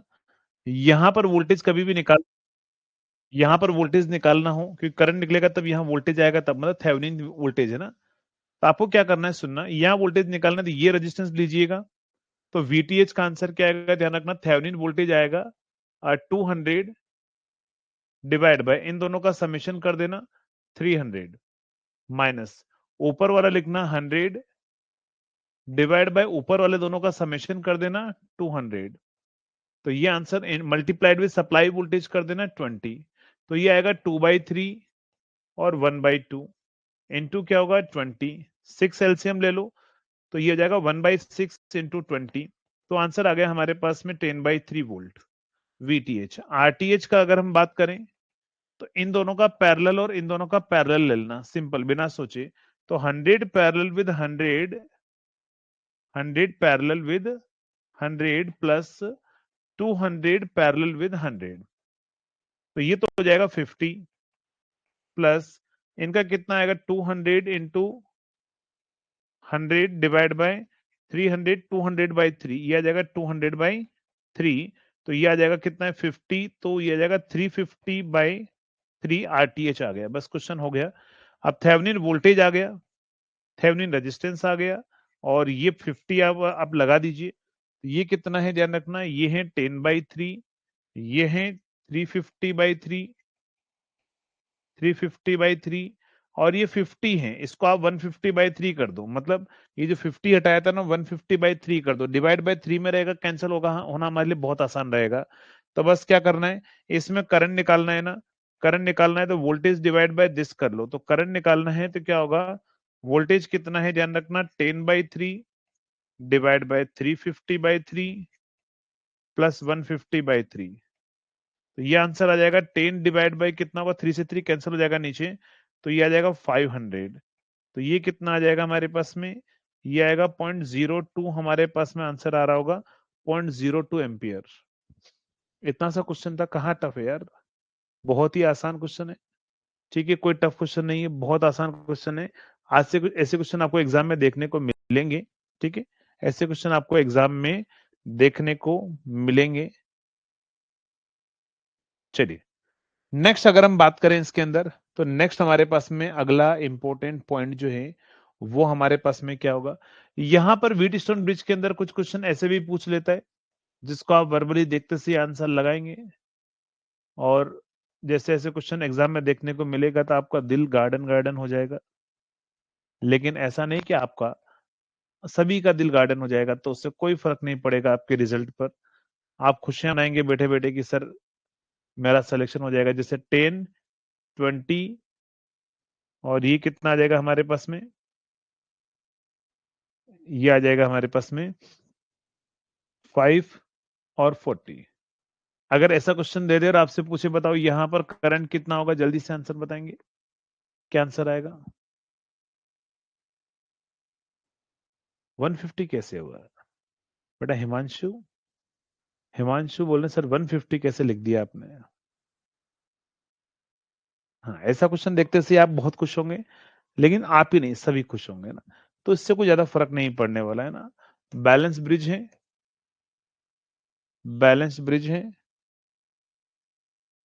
1 मिनट वेट कीजिएगा।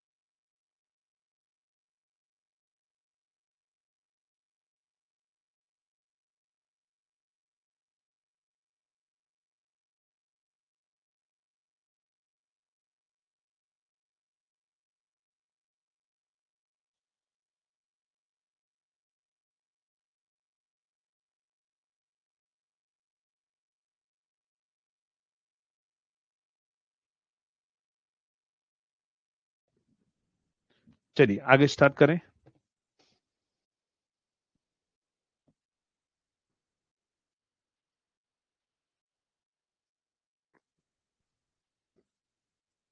चलिए, तो अगर हम बात करें ये बैलेंस ब्रिज है, तो बैलेंस ब्रिज है तो क्या करना है हमारे पास में, आंसर हमें लिख देना है 0। बट गलती से ये मत कर देना कि एग्जामिनर यहां पर आपको 50 वोल्ट दे दें और यहां से करंट पूछे और आप जल्दी जल्दी में आंसर 0 लगा के आ जाओ, है ना। ऐसा आप क्वेश्चन करते हो ना, तो ध्यान रखना, अगर आपको क्वेश्चन यहां पर करंट पूछे तो 0 मत लगा देना। बैलेंस ब्रिज देखो कि सर बैलेंस करंट तो 0 होगा, यहाँ 0 लगा दो, नहीं, यहाँ 0 नहीं होगा। इस करंट की वैल्यू बताओ कितना आएगा। तो जब भी आपको बैलेंस ब्रिज देगा ना, तो वो यहां करंट नहीं पूछेगा, वो यहां करंट पूछेगा आपसे। बताओ आंसर क्या आएगा, जल्दी से बताओ।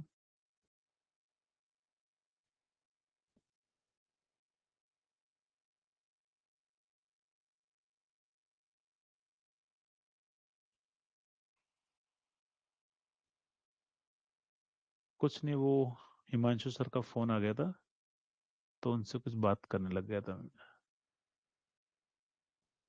चलिए, तो अगर आपको यहां पर करंट पूछे ना, ध्यान रखना, अगर आपको यहां करंट पूछे तो इन दोनों का क्या ले लोगे, सीरीज। तो ये हो जाएगा हमारे पास में 60 ओम, 50 ओम, और ये कितना हो जाएगा 25 ओम। तो यहां पर ओवरऑल रेजिस्टेंस कितना हो जाएगा, पहले आपको आर इक्विवेलेंट निकालना पड़ेगा। यहां करंट के लिए आर इक्विवेलेंट निकाल दीजिए, 50 पैरेलल विद हमारे पास में कितना आ जाएगा 25। तो ये कितना हो जाएगा 50 इंटू 25 डिवाइड बाई 75। तो ये कितना आ जाएगा 3। 50/3 हमारे पास में रेजिस्टेंस होगा, तो करंट आई की वैल्यू कितनी आएगी, वोल्टेज डिवाइड बाय 50/3 यानी कि 3 एम्पियर। मान लो अगर एग्जामिनर बहुत चालाक है, वो यहां नहीं पूछेगा, वो यहां पूछ लेगा, बताओ ये करंट कितना होगा, जल्दी से बताओ। मतलब कहीं पर भी पूछ सकता है, वो एग्जामिनर के मूड पर डिपेंड करता है कि वो क्या कहां पूछना चाह रहा है। जल्दी से बताओ, अगर आपको क्वेश्चन वहां पर पूछ लिया जाए तो क्या आंसर होगा। तो अब आपको क्या करना है, अगर यहां करंट पूछेगा ना, तो करंट डिवाइडर लगा देना है।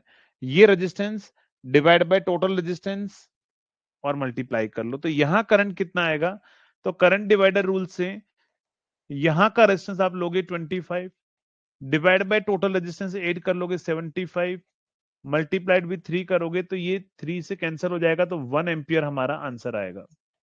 कितना आंसर आएगा, 1 एम्पियर। कितना आंसर आएगा, 1 एम्पियर। तो ध्यान रखिएगा, अनबैलेंस ब्रिज के अंदर, अनबैलेंस ब्रिज के अंदर करंट जो है वो आपको यहां पर पूछ सकता है एग्जामिनर। वो उसी के ऊपर डिपेंड करेगा कि वो कहां पूछना चाह रहा है। 3 पॉसिबिलिटी होती है, तीनों मैंने आपको बता दिया।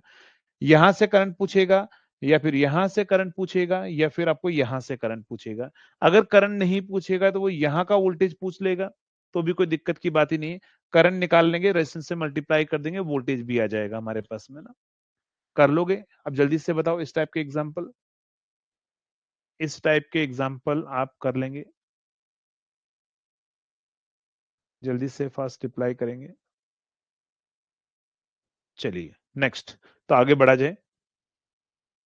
नेक्स्ट, अब यहां पर आपको एक क्वेश्चन ये पूछेगा कि बताओ sensitivity of half bridge, half bridge पहले पूछेगा, फुल ब्रिज, फिर बोलेगा हाफ ब्रिज, और नेक्स्ट होगा क्वार्टर ब्रिज। इनकी सेंसिटिविटी का रेशियो कितना होगा ना।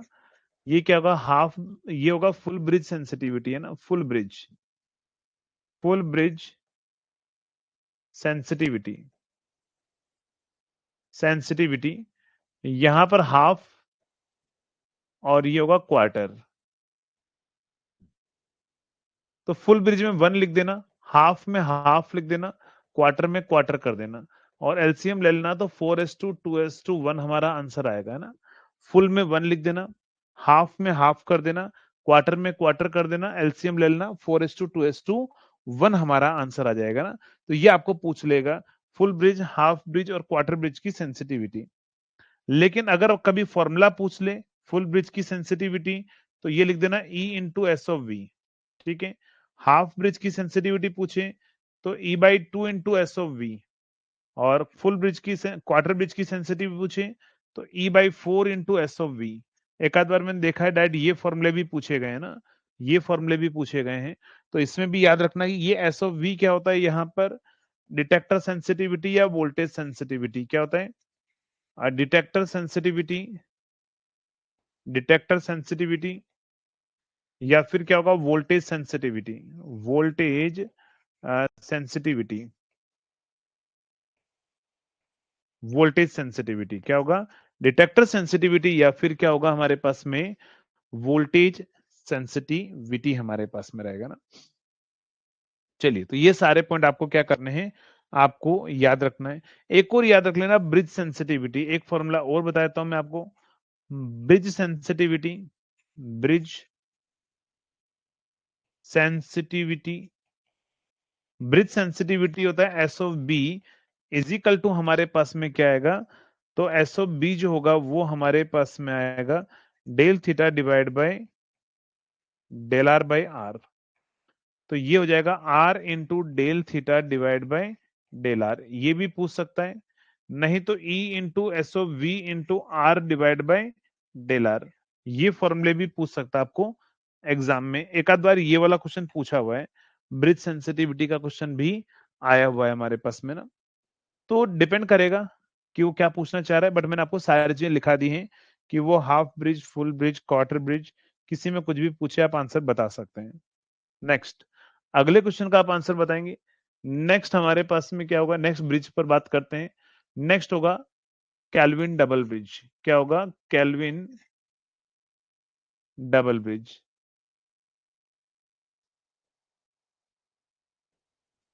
Kelvin double bridge, Kelvin double bridge, Kelvin double bridge, Kelvin double bridge. चलिए, तो कैल्विन डबल ब्रिज की अगर हम बात करें तो कैल्विन डबल ब्रिज जो है वो क्या होगा हमारे पास में, तो कैल्विन डबल ब्रिज जो है उसका डायग्राम इंपॉर्टेंट है, डायग्राम भी पूछ सकता है आपको एग्जामिनर चाहे तो।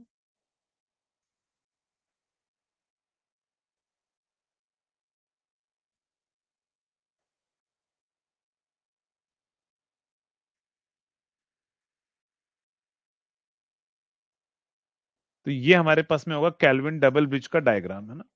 ये कैल्विन डबल ब्रिज का डायग्राम होता है capital P, capital Q, small P, small Q, small R, capital R, capital S, और ये होगा हमारे पास में अननोन।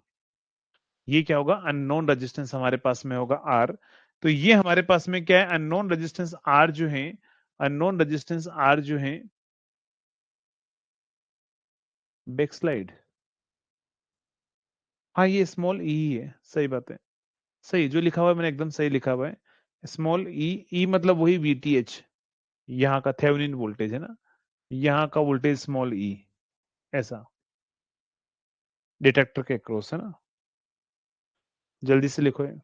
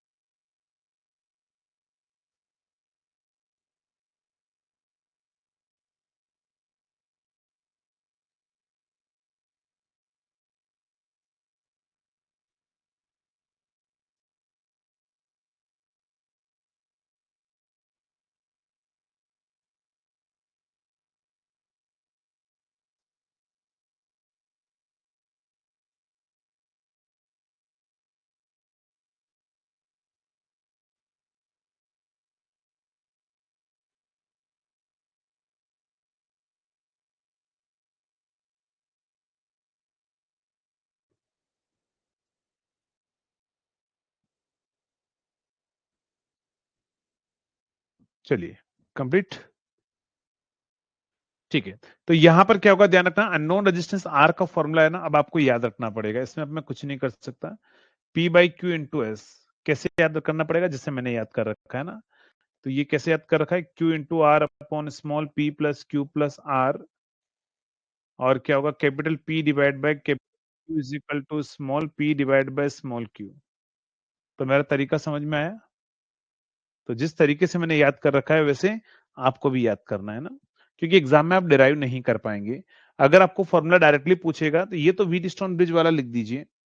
बाद में क्या होगा, ये जो हमारे पास Q इंटू आर है, डिवाइड में तीनों का डिवाइड कर लो, P plus Q plus R, और फिर ये P बाई क्यू और स्मॉल p बाई क्यू का रेशियो ले लो, वो आपका आंसर आ जाएगा ना। तो आपको एग्जामिनर यहां पर बोलेगा कि बताओ how we can convert the Kelvin double bridge into Wheatstone bridge, है ना। तो कैल्विन डबल ब्रिज को व्हीटस्टोन में कैसे ला सकते हैं, तो यानी कि कैल्विन का आंसर हम चाहते हैं यही आंसर रहे। कब हो सकता है, जब ये वाला पार्ट जीरो हो जाए, वो पॉसिबिलिटी जब है कि आउटर आर्म्स का रेशियो और इनर आर्म्स के रेजिस्टेंस का रेशियो सेम हो, है ना। तो यहां लिख देना we can convert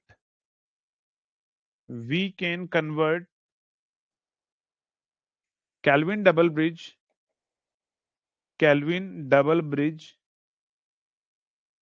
Kelvin double bridge into Wheatstone bridge. हम कैल्विन डबल ब्रिज को व्हीटस्टोन ब्रिज में कन्वर्ट कर सकते हैं, लेकिन कैसे? पहले कंडीशन लिखना, P by Q is equal to small p by Q, and दूसरा हमारे पास में होगा R इक्वल टू 0 बना दें। इस R का नाम होता है, ध्यान रखना, लिंक रेजिस्टेंस। क्या होता है इसका नाम? Link resistance.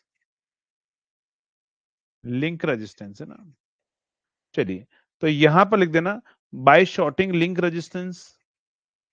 रेजिस्टेंस जीरो कब होता है? जब शॉर्ट सर्किट करते हैं ना।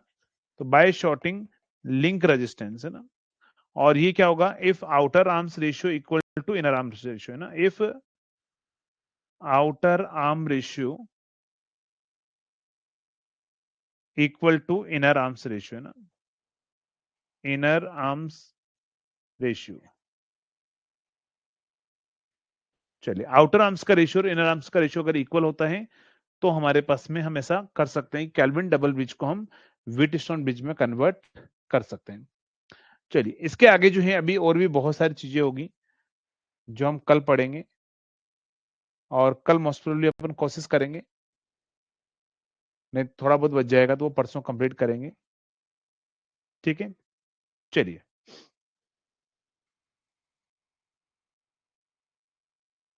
रैंक इंप्रूवमेंट बीच में कंट्रोल सिस्टम कब से होगा? कंट्रोल सिस्टम किसमें चाहिए? रैंक इंप्रूवमेंट बेस तो एसएससी के लिए ना। एसएससी आरआरबी में कंट्रोल सिस्टम थोड़ी ना होता है। फिर भी जब होगा तब मैं आपको आगे जाकर लाइव दे दूंगा, कोई दिक्कत नहीं है ना। चलिए, तो मिलते हैं इसके आगे कल सेम टाइम पर, तब तक के लिए थैंक यू सो मच।